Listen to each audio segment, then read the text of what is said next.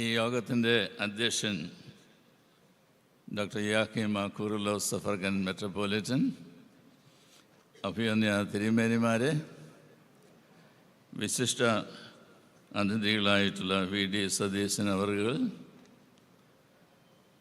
ശ്രീ വിജയരാഘവൻ അവറുകൾ, സഭയുടെ ഔദ്യോഗിക ഭാരവാഹികൾ, പ്രിയപ്പെട്ട വൈദിക ശ്രേഷ്ഠ, സഭാ കൗൺസിൽ അംഗങ്ങൾ, അവാർഡ് ജേതാക്കൾ, ഇന്നിവിടെ സന്നിഹിതരായിരിക്കുന്ന പ്രിയപ്പെട്ട സഹോദര സഹോദരികളെ, എല്ലാവർക്കും എൻ്റെ സ്നേഹ വന്ദനം. നമ്മുടെ കർത്താവും രക്ഷകനുമായുള്ള യേശുക്രിസ്തുവിൻ്റെ നാമത്തിൽ നാം എല്ലാവരും ഒന്നിച്ച് കൂടിയിരിക്കുന്നതായിട്ടുള്ള ഒരവസരമാകുന്നു ഇത്.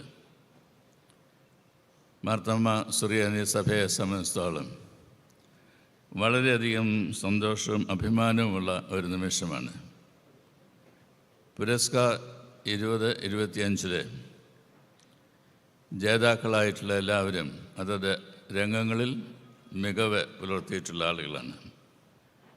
സഭയിലും സമൂഹത്തിലും അപ്രകാരം തങ്ങളുടെ വ്യക്തിമുദ്ര പതിപ്പിക്കുവാൻ തക്കവണ്ണം സാധിച്ചിട്ടുള്ള എല്ലാ വ്യക്തികളെയും സ്ഥാപനങ്ങളെയും പ്രോത്സാഹിപ്പിക്കുന്നതിനും സമൂഹത്തിൽ ഇവരിൽ നിന്ന് ലഭിക്കുന്ന വിവിധ സംഭാവനകളെ പ്രത്യേകമായിട്ട് ഓർത്ത് അഭിനന്ദിക്കുന്നതിനും സഭയായിട്ട് ചെയ്യുന്നതായിട്ടുള്ള ഒരു പതിവാണ് ഇത്.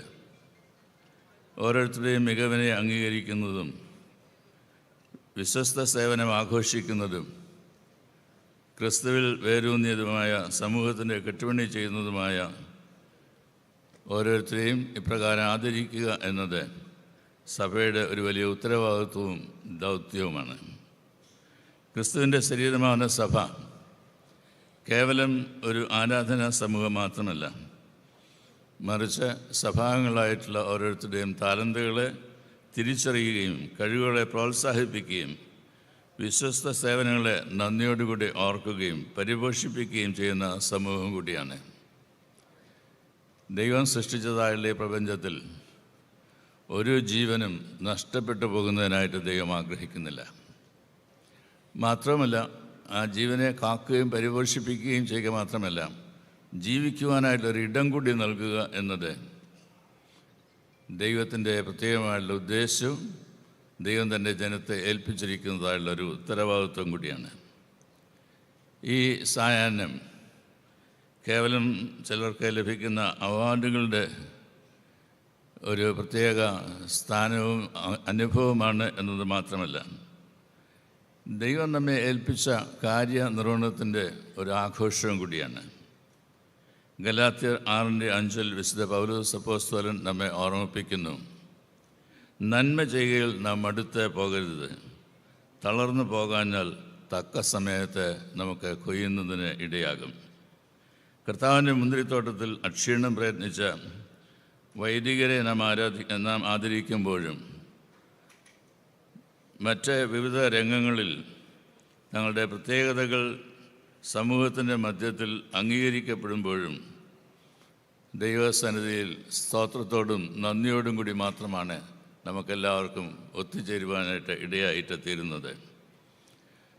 പുരസ്കാരം എന്ന വാക്ക് തന്നെ ദൈവശാസ്ത്രപരമായ കാര്യസ്ഥത്തെ സ്റ്റുവാർഡ്ഷിപ്പിനെ പ്രതിനിധീകരിക്കുന്നതായുള്ളൊരു വാക്കാണ്. സ്റ്റുവാർഡ്ഷിപ്പ്, കാര്യവിചാരകത്വം. മത്തായിയുടെ സുവിശേഷം 25-ാം അധ്യായം നാം വായിക്കുമ്പോൾ താലന്തുകളുടെ ഉപമ നമ്മെ ഓർമ്മപ്പെടുത്തുന്നു.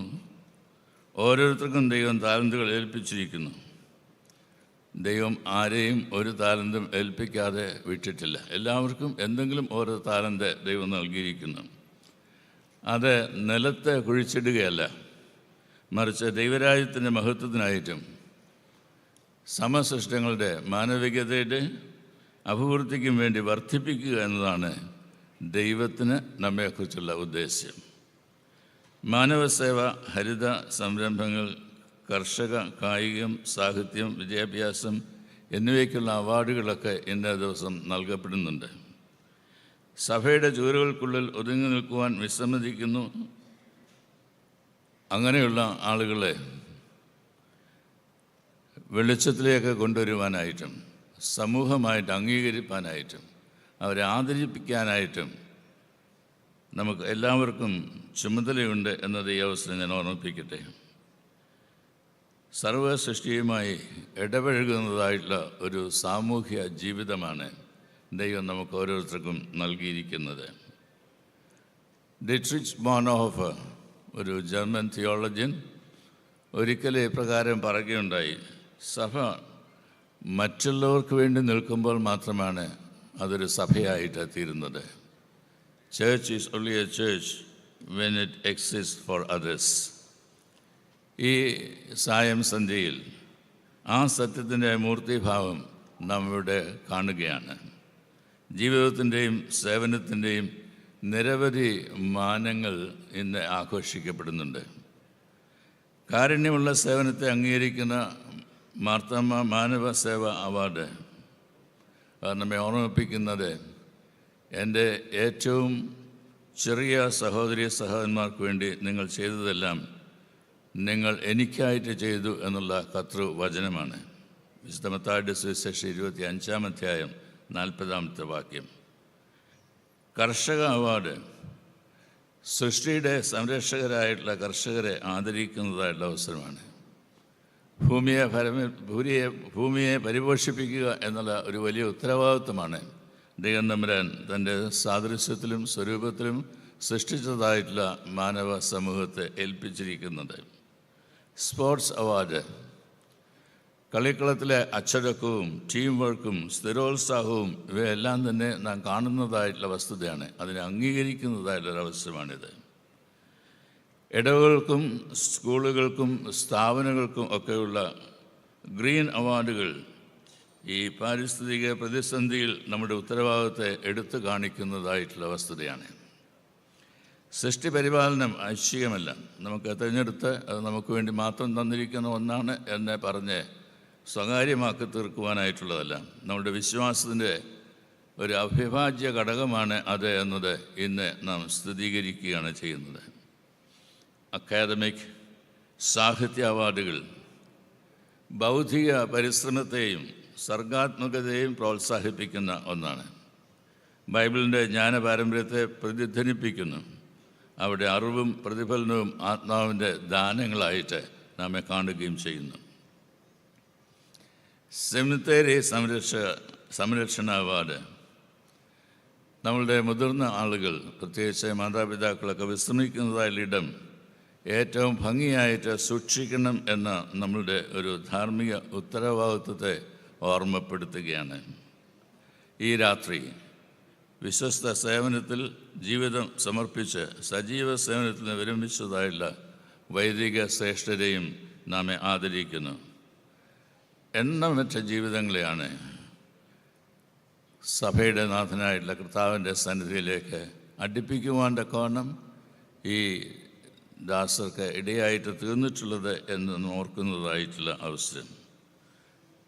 വൈദിക ശ്രേഷ്ഠരുടെ സാക്ഷ്യം ഇപ്പോഴത്തെയും ഭാവിയിലെയും പുരോഹിത തലമുറകളെ കൂടുതൽ പ്രചോദിപ്പിക്കുവാൻ തക്കവണ്ണം ഇടയായിട്ട് തീരട്ടെ എന്നത് ഞാൻ ആഗ്രഹിക്കുന്നു, ആശംസിക്കുന്നു. പുരസ്കാർ 2025 കേവലം ഒരു അവാർഡ് ദാന ചടങ്ങിനപ്പുറമായി ഇത് സഭയുടെ ദർശനത്തെ തന്നെ എടുത്ത് കാട്ടുന്നതായിട്ടൊന്നാണ്.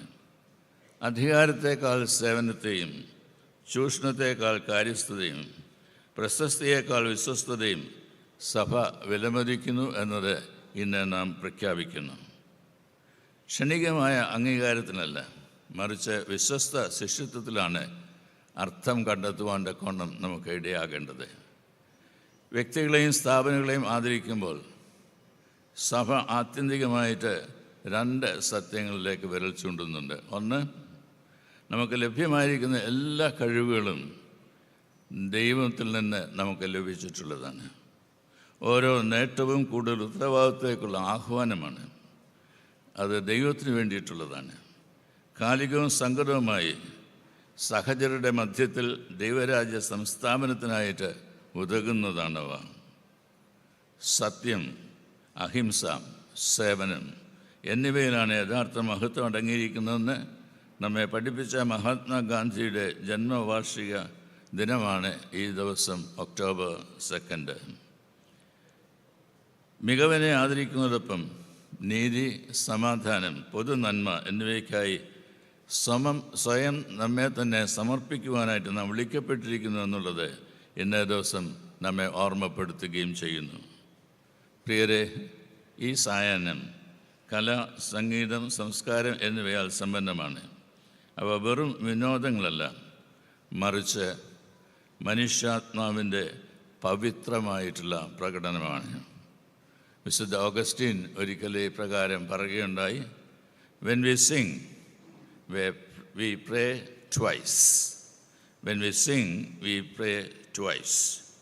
ഈ രാത്രിയിലെ ഓരോ പ്രകടനത്തിലും മനുഷ്യൻ്റെ സർഗാത്മകതയിലൂടെ പ്രതിഫലിക്കുന്ന ദൈവത്തിൻ്റെ സൗന്ദര്യം കാണുവാൻ നമുക്ക് ഇടയാകട്ടെ. അത് ആസ്വദിക്കുവാൻ ദൈവം സംഗതിയാക്കട്ടെ.